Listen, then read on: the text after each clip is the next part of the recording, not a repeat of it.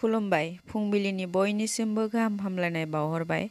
देंखो बसुमतारी इउटुब चेनेलाव नोंथांमोन बयखौबो बरायबाय। आसा खालामो नोंथांमोन बयबो गाहामैनो दं। दिनै 10 नभेम्बर 2024 दिनैनि सेथि खौराङाव दं।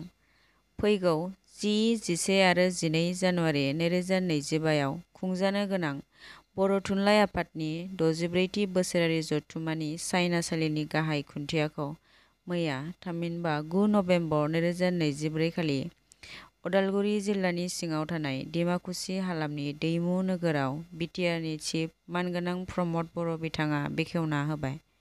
बे हाबाफारियाव मानगोनां प्रमद बर'जों लोगोसे आसाम आयेन आफादनि बुंथिगिरि मानगोनां बिस्वजित दैमारि, बिटिआरनि मावफुं सोद्रोमा मानगोनां दावबायसा बर', दुलाराय बर' फरायसा आफादनि आफादगिरि मानगोनां दिपेन बर', बर' थुनलाइ आफादनि आफादगिरि मानगोनां प्रफेसार सुरत नार्जारि आरो गोबां थुनलाइगिरिफोर आरो रायजो राजाफोरा बे हाबाफारियाव बाहागो लादोंमोन। नैथि खौराङाव दं।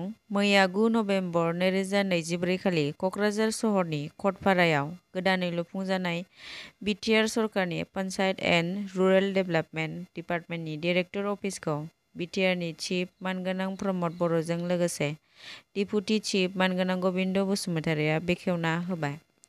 बे गोदान पन्चायत एन्ड रुरेल डेभेलपमेन्ट डिपार्टमेन्टनि अफिसाव गोबां सुबिदा दं, जेरै कनफारेन्स हल, ट्रेनिं हल आरो डिरेक्टर अफिसनि गासै स्टाफ जिरायनो हानायनि सुबिदा खालामना होनाय जादों।